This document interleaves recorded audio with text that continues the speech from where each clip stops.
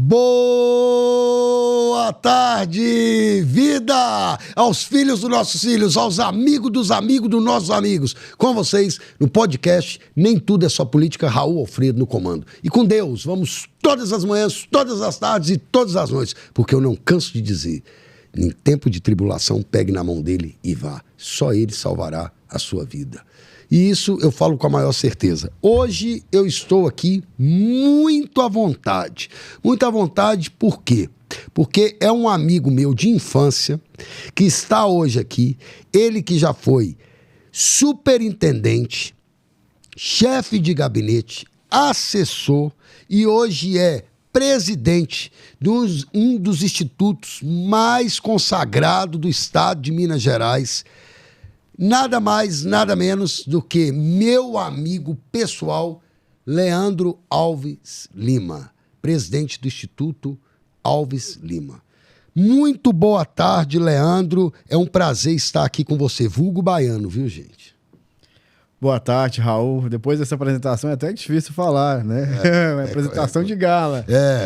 Uma apresentação. Bom, para mim, participar hoje deste podcast é a realização de um sonho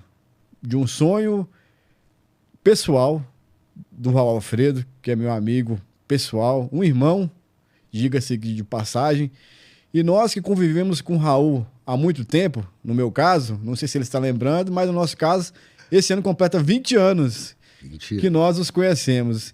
Então, desde que conheci o Raul, ele tinha esse talento, ele tem esse talento voltado para a comunicação e a gente sempre quis que ele utilizasse esse talento dele.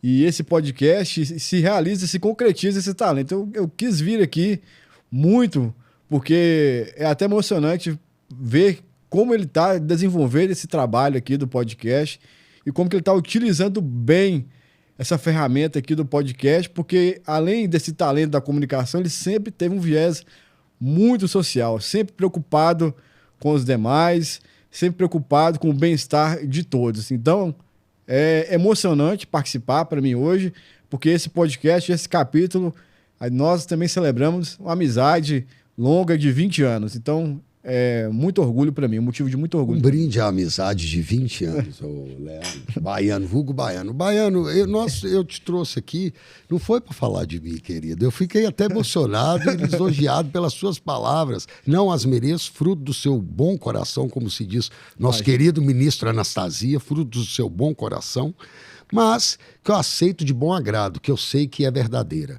Ô, Baiano, mas nós vamos falar, eu chamo ele de Baiano, gente, é porque ele é de Salinas, tem 38 anos de idade, já vai para os seus 40 quase, ele que já foi um pouco mais adiantado a idade dele, que ele é mais já um senhorzinho de idade. Eu falo isso porque eu também sou. Nós sempre fomos mais antigos, mais antiquários, então eu falo que ele tem 38, mas com espírito de 45 e com um corpinho de 30. Ele tá bem, só malhando. Bondade sua. Leandro, vamos falar aqui o que interessa aqui, porque o pessoal daqui a pouco vai falar assim, poxa, esse pessoal vai ficar de uma rasgação de saia aqui, os dois, aí o podcast, aí eles vão falar assim, nem tudo é só política, virou assim uma baderna total agora, só falar bem do apresentador e do amigo do apresentador. Mas que dignas de passagem, você tem uma trajetória brilhante, e isso aí você poderia nos contar começando agora. Como que foi sua iniciativa, ô Baiano? Eu sei, mas o público não sabe. Como você chegou até esse instituto de tão grande fama que vem se destacando no estado de Minas Gerais, e eu gostaria que você falasse tudo abertamente aqui, com vontade, assim, ó, de tomar seu cafezinho. Fique à vontade. Aqui é como se fosse na sua casa, estivesse na mesa de sua casa ou da minha casa, que se estende a você também, querido. Bom, muito obrigado pelas palavras. Então, o nascedouro do Instituto, ele começa mesmo no curso de Ciências Sociais, né? Que eu fiz... Peraí, irmão. O Instituto você vai falar no próximo capítulo. Nós queremos saber da história da sua vida primeiro. Sua vida, certo. Seu nascimento, lá em Salinas. Como que tudo começou para se tornar esse grande homem que você se tornou. Certo. Então, eu sou natural de Salinas, Minas Gerais, norte de Minas, com muito orgulho, né? Tida como a capital mundial da cachaça. Tem essa fama. Lá a fama é merecida. É aí que vem o apelido baiano, viu, gente? Porque quando eu vim morar em Belo Horizonte, os Belo Horizontinos, eles puxam mais, né? Eles falam Belo Horizonte, e nós falamos Belo Horizonte lá no norte de Minas. Então, a gente fala que o norte mineiro é o baiano cansado, né? Que era para terminar de chegar, é o baianeiro, era para terminar de chegar na Bahia e ficou no norte de Minas. Então, nós bebemos muito da cultura baiana. E quando eu cheguei aqui, vindo direto de Salinas, tinha um sotaque, e principalmente o saudoso Caio Narcio, que era meu colega de faculdade, amigo querido, ele esperava a chamada para quando eu falasse presente, que eu puxava sotaque presente, aí a galera ria e começou essa coisa do baiano. Então, nasci em Salinas e, graças a Deus, tive boa educação de valores com os meus pais. No caso, eu não consigo falar de mim sem falar dos meus pais, que é quem me proporcionou tudo na vida. Eu devo aos meus pais, né? Desde toda a questão financeira, de ter custeado meus estudos, até dos valores ensinados. Então, chego para cá, em Belo Horizonte, já tendo participado muito do movimento religioso em Salinas. Eu era participante assíduo da Juventude Franciscana e isso também ajudou muito a moldar minhas convicções. Vim para cá, então, assim, um jufrista oficializado, né? Tem um ritual de passagem que você participa, escreve seu nome numa ata, você registra tudo isso e é considerado um jufrista oficializado. Então, chego em Belo Horizonte com essa bagagem de movimento religioso na Igreja Católica. Isso mudou muito a minha forma de ser.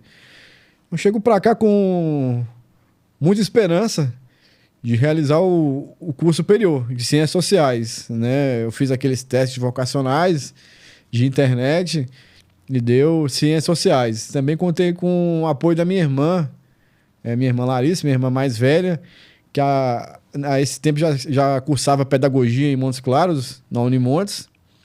E aí ela viu uma palestra de um sociólogo e falou assim, olha, isso é a sua cara.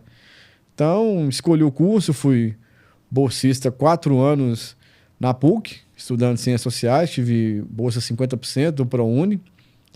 E lá, né, não querendo participar de questões políticas naquele momento, fui puxado pelo Caio, né? O Caio que foi aquele incentivador de ver liderança ali em mim, né? E liderança que eu nem me enxergava como líder, mas ele enxergava isso e foi instigando, né? O Caio já era, a essa altura, filho do deputado Narcio Rodrigues, que é um deputado que tinha e tem até hoje muito prestígio. Naquele momento já tinha muitas reeleições como deputado e já estava próximo ali, poucos anos depois, se tornou até presidente do Congresso por alguns dias, né? Quase 3 meses. 84 dias. 84 dias. Então, o cara já tinha essa vivência política em casa. E eu ficava entre o curso, entre a formação do curso e realmente a questão política. E o Caio, em determinado momento, eu lembro como se fosse hoje, nós tínhamos que escolher uma oficina para participar, eram 4 oficinas, uma de antropologia, que eu gosto muito de antropologia, e a outra que ciência política, era sobre o Parlamento Jovem, inclusive, que participei desse projeto também, Parlamento Jovem, por 2 vezes, e da última vez cheguei a ser coordenador geral do Parlamento Jovem na PUC. Então, em determinado momento, o Caio falou comigo, você agora tem que escolher ou antropologia ou ciência política, e acabou que muito voltado também pela amizade que tínhamos à época, ele me fez escolher esse mini curso, né, essa oficina do Parlamento Jovem. E aí foi lá era como se fosse o congresso mesmo, né? Tínhamos que montar partido, organizar votos, e eu não sabia, não fazia nada daquilo, e quem fez tudo foi o Caio, e ele só me empurrou mesmo e falou assim, olha aqui, eu vou fazer tudo e você vai ser o presidente do Parlamento Jovem ali, que era uma simulação, é a melhor palavra dizendo, é uma simulação do que acontece no Congresso. Então, ali fizemos o Parlamento Jovem e acabou que eu fiquei interessado naquela coisa, naquela dinâmica, achei interessante e a gente foi, né? O Caio foi articulando e eu fui seguindo os rumos. Ele fez a articulação para eu me tornar líder de turma, depois ganhamos a eleição, dessa vez com chapa única para o diretório acadêmico do curso de Ciências Sociais, depois concorremos, já com a participação do Raul também, que sempre nos ajudava ali, participação ativa e muito importante do Raul.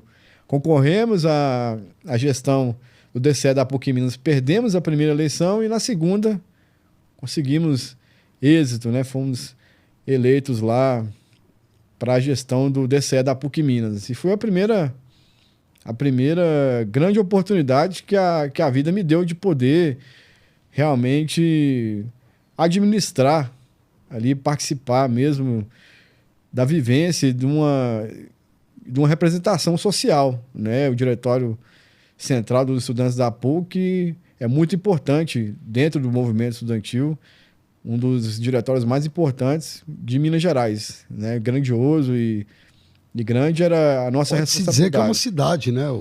Uma cidade, eram 25 mil alunos. 25 mil alunos. À época, né? Ainda tinha o Barreiro, que a gente acabou fazendo, que a gente chamando de emancipação, né? Até porque era uma pauta deles ali. Mas mesmo assim, a PUC Coração Eucarístico é um mundo ali. E a praça também, né? E a Praça da Liberdade também, mas é um mundo ali, são muitos alunos, muitas demandas e de todos os tipos, né?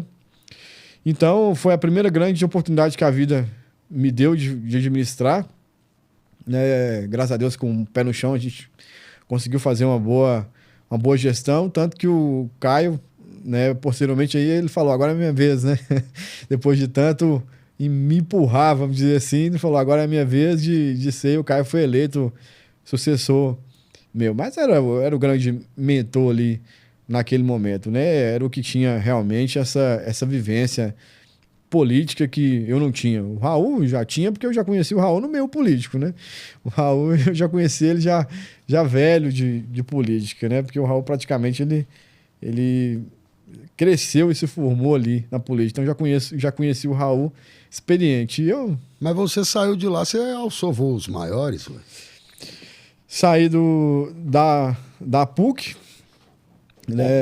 formado em Ciências Sociais, graças a Deus consegui formar regular, apesar da minha participação ativo no movimento estudantil, né? Consegui participar também do Parlamento Jovem, consegui também ser coordenador geral ali na plenária final, que também aí não é mais tanto uma simulação, porque realmente o que a gente propõe de projeto no Parlamento Jovem, ele vai para casa, né? Então a casa aproveita os projetos, então não é bem uma simulação, é uma plenária mesmo, né? Uma consulta popular importante ali, e já saiu até encaminhamento de lei do Parlamento Jovem da PUC Minas.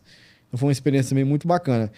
Então eu lembro do dia que eu saí da gestão do DCE e o deputado Nácio Rodrigues, então presidente do diretório estadual do PSDB, me chama para uma reunião. Eu saí sexta-feira, estava escrevendo monografia àquela altura, e ele me chama para uma reunião no partido. A Adriene, a secretária dele, me liga e fala, olha, o deputado quer falar com você. Eu falei, meu Deus, eu nunca tive uma reunião com o deputado. E ele me chama lá e, daquele jeito dele, me deu um chá de cadeira. Fiquei esperando, lógico. Naquela altura eu tinha 22 anos, esperando. E daqui a pouco ele me chama no fim de tarde, põe sentado ali, só me cumprimenta, oi, baiano. Ele não sabia nem meu nome, só de convivência mesmo, lá junto com o Caio e com o Raul. Aí ele me chama lá, daqui a pouco ele chama a equipe toda. E eu conto esse caso com muito carinho, porque ele chama a equipe toda e fala assim, olha, esse é o baiano, a partir de agora ele vai trabalhar com a gente. A não ser que você tenha uma proposta melhor, meu filho. Olhou para mim, eu falei, não, não tenho não, não tenho proposta nenhuma não. Ah, bom. Então, a partir de hoje, o Baiano vai trabalhar com a gente, é uma pessoa da minha inteira confiança, vai estar aqui junto com a Secretaria Executiva, ajudando nos encaminhamentos e etc. E eu fiquei ali abismado, a Juliana Arantes também, muita amiga, né, escudeira, fiel escudeira dele ali, naquele momento pergunta, mas ele não tem nome, não? Qual é o nome dele? E o Narcio não sabia meu nome, né? Falei, qual é o seu nome mesmo, menino? Eu falei, Leandro. O Leandro. Aí a Juliana falou, seja bem-vindo, Leandro. Eu falei, obrigado. E eu trabalhei no partido, assessorando deputado 6 meses, e aí participando das eleições, e daí então nós fomos para a Secretaria de Ciência e Tecnologia, já no governo Anastasia, eleito governador. E depois de 2 anos fui nomeado chefe de gabinete da Secretaria de Ciência e Tecnologia. Um cara que muito me honrou, né, tendo participado com o Nácio Rodrigues, ali com a confiança dele. É um homem muito dinâmico, um homem com grandes ideias e muito trabalhador, acorda cedo ali para poder executar essas ideias. Ele tem as ideias dele que são grandiosas e corre atrás para poder executá-las. Então foi um período muito dinâmico da secretaria, né? Toda vez que eu vejo o iTechs espalhadas em Minas Gerais inteira, eu lembro dele e do esforço dele. E daí então, depois do governo de Minas, da nossa participação no governo de Minas, veio a eleição do deputado Caio Nácio, né? Primeiro mandato dele como deputado federal. E aí participamos como assessor parlamentar. O Raul também era nosso colega lá de gabinete, foi assessor parlamentar do deputado Caio Nácio. E aí, depois de 2 anos também, como assessor parlamentar do deputado Caio, fomos convidados para assumir a superintendência da CPRM, que é o Serviço Geológico do Brasil. É uma empresa pública que trata todo o serviço geológico do Brasil. Então, todas as riquezas minerais do país passam pelos estudos da CPRM. Né? Tudo que está em solo, água, minerais, etc., tudo passa pelos estudos da CPRM. E foi muito honrosa a nossa participação lá, porque são técnicos muito capazes, muito sérios, né? E muito humildes de lidar, pessoas com um notório saber grande, todas as grandes rompimentos de barragem, eles são os primeiros a chegar para avaliar tecnicamente, né? E uma coisa que eu nunca esqueço e sempre me dá muita alegria, porque toda vez que eu bebo água mineral, eu olho atrás, tem um rótulo do Lamin, que é o laboratório da CPRM. Então, toda água mineral, para ela ser processada no Brasil, ela tem que passar pelas análises da CPRM por meio do laboratório que se chama Lamin. Então, essa foi minha participação na vida pública, né? Além disso, teve a presidência da Juventude do PSDB, que também foi um cargo muito legal, com muito carinho, que também, tudo isso que eu estou dizendo, teve grande participação do Raul, né? Que bondade sua. Próximo ali, né? Como amigo, como conselheiro, e nessas participações todas nossas, sempre teve ali o Raul como mesmo um conselheiro próximo. Então, encerrei essa participação. No partido a gente faz de tudo, né? Nós fizemos de tudo, né, Raul? Desde tocar bandeira até na altos escalões. Até realizar coordenações de campanhas importantes, né? Trabalhamos em campanhas desde vereador até campanha de presidente, né? Deputado nem se fala, porque a gente sempre estava ali participando do então grupo do deputado Nácio Rodrigues. Então essa foi a minha participação aqui, que foi essa base para que nós pudéssemos alçar outros voos, né? Agora já na iniciativa privada. Tá, e na iniciativa privada, qual foi o destaque que você fez um plim na sua cabeça de montar um instituto tão grandioso e tão complexo como é o Instituto de Pesquisa? Todo instituto de pesquisa são complexos. E como que você deu conta, assim, de falar, vou fazer isso agora, a minha carreira pessoal? Fale um pouco do Instituto agora, do Instituto Alves Lima. Bom, então Do qual eu faço propaganda aqui, viu, Leandro? Muito obrigado. Todas as vezes eu faço uma propaganda do Instituto Alves Lima. Oferecimento Instituto Alves Lima, viu, gente? O melhor instituto do país. Obrigado, vamos chegar lá, né? Então, eu fui morar em Montes Claros, trabalhar na iniciativa privada pela primeira vez. Foi muito importante para mim, para o meu desenvolvimento pessoal, trabalhar na iniciativa privada, mas eu nunca larguei a vida política nesse sentido, né?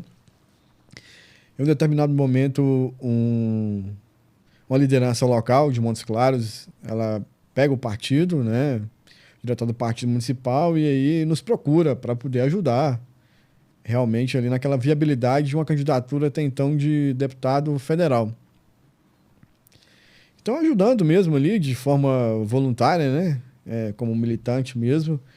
E eu, em um determinado momento, eu perguntei para a liderança, e a pesquisa, você já fez? Ele, não vou fazer pesquisa.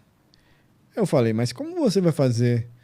Vai participar de uma campanha sem pesquisa? Porque, como diria um político aqui, de Belo Horizonte, até para abrir uma banca de vitaminas, você precisa estudar, né? Fazer um estudo de mercado ali. Então, assim, a eleição nada mais é do que um investimento ali, uma empreitada como qualquer outro. Não é como se fosse abrir uma empresa. E para você abrir uma empresa, você precisa de uma pesquisa de mercado. Então, para você realizar uma eleição, para participar de uma eleição de forma justa, né, de forma assertiva, precisa de pesquisa, né? Para você saber os rumos. Tem político que ganha... Ah, tá, mas peraí, eu vou te interrompendo aí, pegando carona no que você está falando. Tem instituto e institutos, meu amigo. Tem institutos que você faz pesquisa que não dão nem perto das pesquisas o resultado. E tem instituto como o seu, que é isso aqui, eu sou testemunha, viu, gente? Não é puxando o saco, não é nada, porque quando precisa falar, a gente fala. Eu liguei para ele em 2024, o Leandro, rapidamente falando essa parte aqui, ele me falou o cenário todinho de Montes Claros e o resultado todo de Montes Claros, das pesquisas de Montes Claros. E não é que no dia 3 de outubro de 2024 bateu todo o resultado que ele tinha me falado. Não satisfeito, não só de Montes Claros, como de Congonhas também. Ele me falou toda a leitura e deu certinha. Uma coisa é dar certo. Outra coisa é o pessoal fazer pesquisa e dar tudo errado, como vimos várias aí, inclusive institutos grandes aí, que dão pesquisa totalmente errada. Como é que leva essa pegada para saber os resultados todos certos? Qual que é o método? Qual que é o trabalho? Qual que é a determinação disso? Então, primeiramente, nós temos que respeitar a metodologia utilizada pelos demais institutos, né? É claro que nós sempre olhamos de forma crítica para os resultados, até para os nossos também, porque não somos infalíveis, né? Como qualquer mercado, existem todo tipo de produto, né?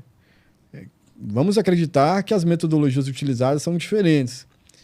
E nós, no Instituto Alves Lima, nós estamos sempre estudando, né? Eu digo que eu não sou um empreendedor, eu sou um sociólogo com CNPJ.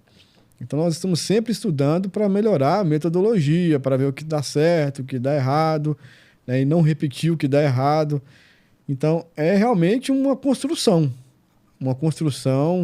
de estudos ali em que você precisa estar antenado, né? Cada dia mais a tecnologia está envolvida nisso, na velocidade que os dados chegam, na capacidade sua de fazer a auditoria desses dados o quanto antes, para saber se não tem distinção entre o dado que está chegando de um determinado pesquisador ou de outro, né? Ficar sempre em alerta para qualquer desvio ali, para que não aconteça o que a gente chama de enviesar a pesquisa. O que é uma pesquisa enviesada? É uma pesquisa que ela não representa a opinião da sociedade. E não é difícil que se enviese pesquisa, né? Porque nós sabemos... Para representar a opinião própria da pessoa, né? O candidato em si, ou do mercado, o que estiver fazendo. Enfim, né? Nós acreditamos que quem nos contrata quer saber a verdade, né? Então nós nos preocupamos entregar a verdade, porque não adianta. No dia da eleição vai aparecer Vai aparecer. a verdade. Então não adianta. E aí tem muita essa discussão entre os institutos, porque cerca ali de 10% da população, 8 a 10% da população, comprovado cientificamente, vota naquele candidato que está melhor nas pesquisas. Então, as pesquisas são instrumentos políticos capazes de incentivar na escolha do eleitor no momento em que ele determina em quem vai votar. Então, essa força que a pesquisa tem como instrumento político, ela é muito utilizada, né? E muitas vezes a gente vê que foi utilizada de forma má, infelizmente, né? E aí nós tentamos fazer o nosso trabalho correto para que quando nossas pesquisas cheguem aos eleitores, à população que está interessada em saber daqueles dados, que eles tenham certeza que foram colhidos da melhor forma possível. É assim que a gente trabalha, porque o segredo da pesquisa são dois, né? É você manter a aleatoriedade, ou seja, cada eleitor tem a mesma chance de ser sorteado para poder participar da pesquisa. A gente fala de sorteio porque a gente sorteia os locais em que serão realizadas as entrevistas, né? Então, você tem a mesma chance de qualquer outro belo-horizontino de participar numa entrevista, numa pesquisa aplicada em Belo Horizonte. E depois você precisa ser religioso na questão das cotas. Por exemplo, se Belo Horizonte tem 52% de mulheres, nós precisamos entrevistar, dentre as nossas entrevistas, precisamos fazer 52% entre mulheres. A gente sabe que as mulheres pensam diferente dos homens. Então, isso é feito com essa proporcionalidade, ela é feita com sexo, idade, escolaridade e renda, que são fatores que determinam, né? Os mais jovens, eles votam diferente das pessoas mais experientes, as pessoas que são mais abastadas votam diferente das menos abastadas e por aí vai. Então, assim, tudo que influencia socialmente para você construir a sua decisão na hora de votar, isso é levado em consideração de forma séria para que possamos chegar no resultado que vai refletir o que a sociedade pensa. Tá, mas nosso país, do jeito que está polarizado, esquerda, direita, Lula e Bolsonaro, vamos dizer assim, família Bolsonaro, Flávio Bolsonaro, enfim, bolsonarismo. O que isso influi nas pesquisas? Como que isso representa? Como é que vocês fazem um parâmetro para saber se é verdade isso mesmo? Como é que está totalizado? Me explica como que está sendo o trabalho feito nessa polaridade tão grande que o nosso país leva hoje, ao lado das pesquisas, dentro das pesquisas. Eu gosto muito de pensar a questão da polarização com a questão social que vem de antes, né? Se formos pensar bem, o Lula já fazia greve na década de 70.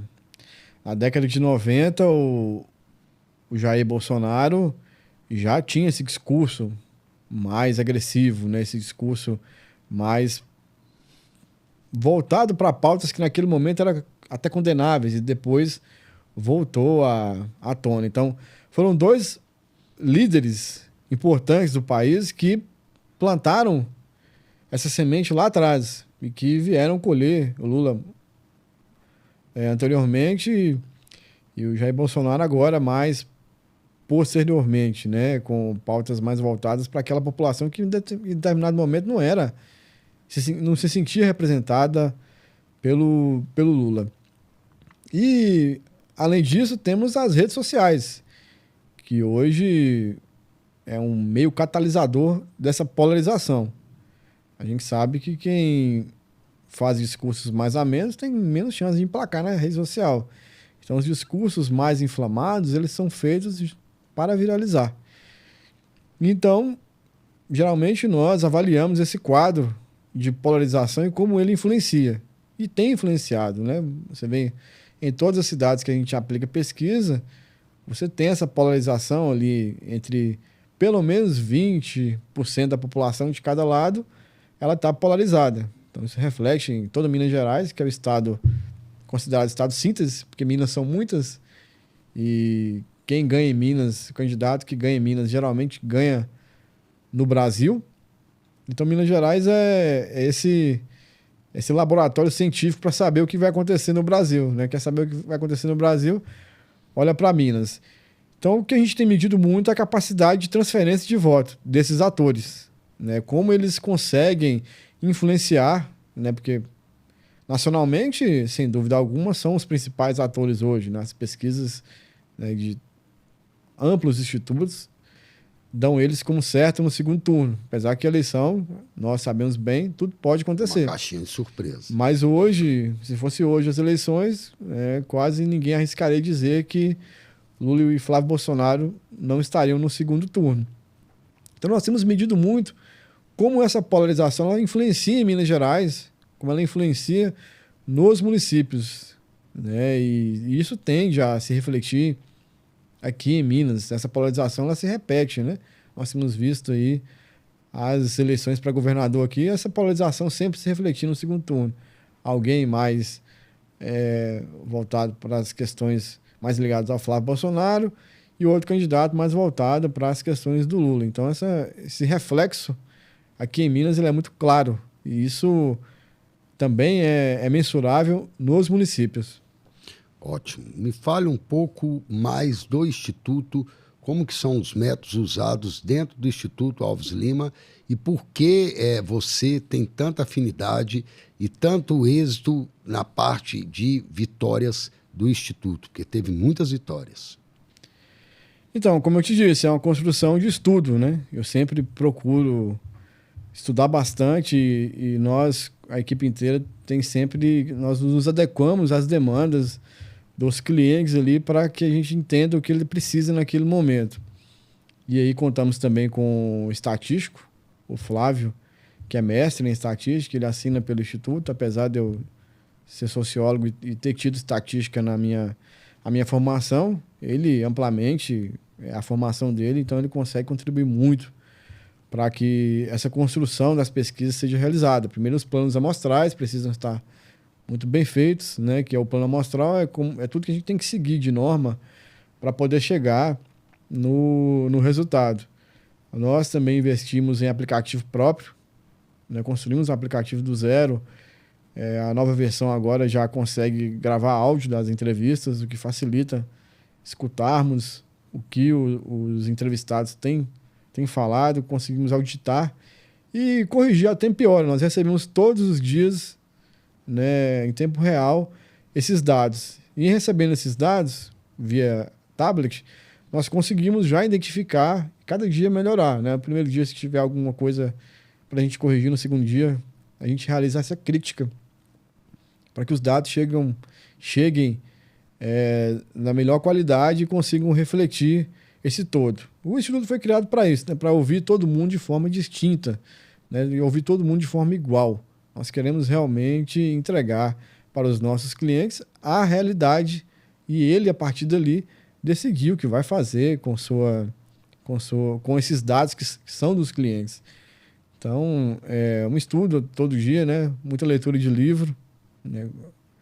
Faço bastante leitura de novos métodos, também vejo entrevistas de institutos que nos inspiram também para poder aprender um pouco mais a cada dia e sempre chegar o mais próximo possível dos resultados.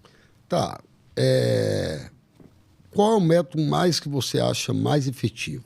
Eu tenho uma opinião, mas eu quero perguntar para uma pessoa experiente como você. Telefone ou pessoal? Muitos institutos usam telefonemas. E outros usam telefonemas e pessoal, e outros só pessoal. Eu gostaria de saber como é que vocês distinguem isso e como é que se não tem margem de erros nisso aí, não, no telefone e na internet também. O mais importante do que a forma é a qualidade dos dados que chegam. Né? Então, se você fez... e muita gente até confunde essa questão de muitas entrevistas. Tal pesquisa teve 2.000 entrevistas. Você vê que no Brasil inteiro, para chegar em um dado, você entrevista 2.000 pessoas. Muita gente acha pouco, mas não é. Se foram 2.000 entrevistas bem feitas, ela vai te dar o resultado. Independente do método, os dados precisam ser coletados da maneira correta. Esse é o primeiro ponto, independente do método. Os principais institutos do país, eles fazem pesquisa presencial. Já temos institutos que são até inovadores e que têm conseguido chegar em resultados por meio de entrevistas online. Via internet ou telefone. Entrevista online, né? Já tem instituto, Atlas, Intel, tem conseguido entregar bons resultados com entrevista online. Acredito que é uma nova tendência, né? Mas nós temos um problema que agora o tráfego pago já está ficando caro, justamente por essa demanda, né? E é por leilão, então tem ficado caro. A pesquisa feita por telefone, o problema é ter acesso a esse banco de dados. Cada dia mais nós temos proteção de dados, e tem que ter mesmo, né? Nós temos a lei que rege isso. Então é mais difícil ter acesso a banco de dados de forma legal para poder realizar pesquisa, né? Então, no Brasil, nós dificilmente, eu, por exemplo, não consegui acesso a esses dados por telefone, mas pode ser feito. Se você tiver acesso amplo de números de telefone que você consegue fazer a estratificação correta, pode-se chegar num resultado. Então, o mais importante é a qualidade desses dados. Particularmente, gosto da pesquisa presencial, porque é na rua que as coisas acontecem, né? Por mais que você esteja por trás de uma tela ali, né, que pode sim te dar o resultado, mas é na rua que você consegue realmente perceber o que está acontecendo e consegue acessar pessoas que talvez você não conseguiria acessar. Nós estamos falando de telefone. É claro que poucas pessoas hoje no Brasil não têm telefone, mas elas existem. Como tem pessoas também que não conseguem ler nem escrever. E isso é mais difícil acessar por telefone. Então, a pesquisa presencial ela consegue acessar pessoas que dificilmente conseguiriam ser acessadas por outros meios. Ótimo. Baiano, mudando aqui um pouco de prosa aqui, já encaminhando ao finalmente isso aí, o que você, hoje, já é sua opinião sua, o que você mudaria com base em pesquisa que você faz muitas, em estudos que você tem, é um cara capacitado, é um cara estudioso, com base nos estudos, o que você acha que precisa ser mudado hoje no Brasil e em Minas Gerais? Se estende a Montes Claros também, que você está morando lá. Acredito que o que precisa ser mudado no Brasil é a forma mesmo de fazer política, né? Nós perdemos muito tempo com polarização e discursos mais radicalizados e acho que esse tempo e essa energia poderia ser gasta em fazer gestão mesmo, né? Em realizar a gestão, porque o problema do Brasil, a meu ver, ele não é ideológico. Você tem em toda e qualquer ideologia, e as duas principais, né, ou as principais, direita e esquerda ali, em que uma está mais ligada ao que chama de campo progressista, outro campo conservador, que o valha. As ideologias não são um problema no país. O problema do país, ao meu ver, é a gestão. Então, você tem, mundo afora, gestões bem-sucedidas, tanto da direita tanto da esquerda. Então, falta o Brasil e a população em si, e também os políticos, né, a comunidade no todo, tratar a política como a gestão do seu país, do seu estado e da sua cidade. E não como uma torcida em que nós vamos torcer para que, como se fosse um futebol, né? Como se fosse uma torcida de futebol, a gente torce para que o nosso time ganhe, independente de qualquer coisa. Então, eu desejaria menos torcida no Brasil e mais gestão séria, de sentar, enxergar os dados, saber ao certo o que a população precisa e correr atrás para que seja atendido, né? Tudo que a população deseja e espera dos seus governantes. Isso aí se estende a Minas e a Montes Claros também. Em todo lugar, né? Essa convicção de que nós precisamos deixar um pouco de lado as paixões e olhar a coisa pública como algo que precisa ser tratado de forma séria, sem paixões, mas algo que deve servir ao bem público, né? De forma indiscriminada, independente de ideologia. Isso você fala com propriedade, porque você, além de tudo, você é um cientista político e um cientista social, né?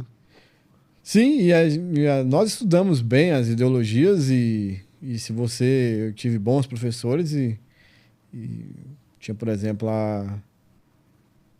a Vilane, a gente chamava ela de Vilane, o sobrenome dela carinhosamente, quando ela te dava aula das matérias dos líderes, né, dos estudiosos, ali, líderes mais ligados à esquerda, você se apaixonava com aquilo. Quando você olhava para aqueles líderes de direita, também você se apaixonava, porque cada um, a seu momento, dado o seu contexto social, lutaram por coisas importantes, né? Hoje nós somos reflexos desses contextos passados. Então, o problema não é ideológico, não é a ideologia, mas o problema está em tratar a coisa pública como algo que vai servir à população.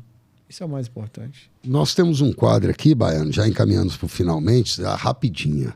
Rapidinha é aquele bate-volta. Eu te pergunto uma coisa, você responde com uma palavra ou uma frase. Assim como você quiser responder. Vamos lá, começando, um prato. Estrogonofe. Estrogonofe. Hobby. Escrever poesia. Família. Tudo. Salinas. Minha pátriazinha. DCE. Começo de tudo. Instituto Alves Lima. O futuro. Deus. Acima de tudo.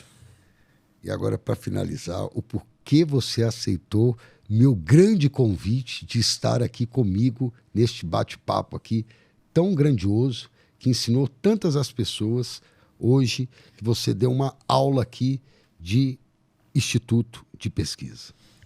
Primeiro você disse de telefonema, eu também vou dizer, né, que foram vários telefonemas também incentivando que o Raul continuasse com esse podcast. Então, para incentivar, nós também temos que participar do podcast, né? E muito orgulhoso de participar, né, de ter a nossa biografia aqui dita e pelo que se tornou o podcast, pela dimensão desse podcast, né? Eu cheguei aqui, fiquei maravilhado com a estrutura profissional, estrutura que faz jus ao seu talento e a sua uma vida toda, né? O Raul tem uma vida toda dedicada à política, né? Ele, desde novinho ali com um tucaninho, já se apaixonou por política e continua até hoje. Então, assim, uma realização mesmo de um sonho, poder tirar esse tempo, que já vinha adiando há algum tempo de vir participar. Verdade. Né, desse podcast, uma alegria imensa. E vir porque é um podcast sério, é um podcast descontraído e que tem essa vocação de levar para as pessoas que todos nós que lidamos com política, né? Inclusive os próprios políticos são pessoas comuns, né? Pessoas que estão aí no seu dia a dia lutando suas lutas como qualquer outra pessoa. Afinal de contas, nem tudo é só política. Nem tudo é só política. Então... E é isso mesmo. O intuito desse programa desse podcast, é mostrar que os políticos têm uma vida normal, uma vida social como todas as pessoas têm. Porque o pessoal vê os políticos muito assim, fora do patamar da sociedade. Quer dizer, como um representante, mas como um representante glamuroso. E não é isso. O político nada menos, nada mais que uma pessoa comum como nós. É isso que é o intuito desse programa. Entrevistei Leandro Alves Lima, presidente do Instituto Alves Lima, uma das pessoas mais conceituadas que conheço no âmbito das ciências políticas e social. Muito obrigado por ter aceitado o convite, meu irmão. Você sabe que você mora no meu coração e que aqui é a sua casa. Sinta-se à vontade de, inclusive, você olha para aquela câmera e faça a propaganda que você quiser do seu instituto, que isso aí é notório e é representado, uma importância muito grande. E quem contratar você, que eu não tenho dúvidas nenhuma, quem contrata você tem um êxito nas pesquisas, porque são pesquisas verdadeiras e pesquisas que dão um resultado muito próximo da realidade. Primeiro, agradecer, Raul, mais uma vez, por ter participado do podcast. Estamos aí nessa empreitada de cada vez mais melhorar e melhorar como instituto, estudar mais para melhorar nossas metodologias, é nossa vocação, e nós queremos contribuir para o debate democrático em Minas Gerais e no Brasil com dados confiáveis. Essa é a nossa vocação.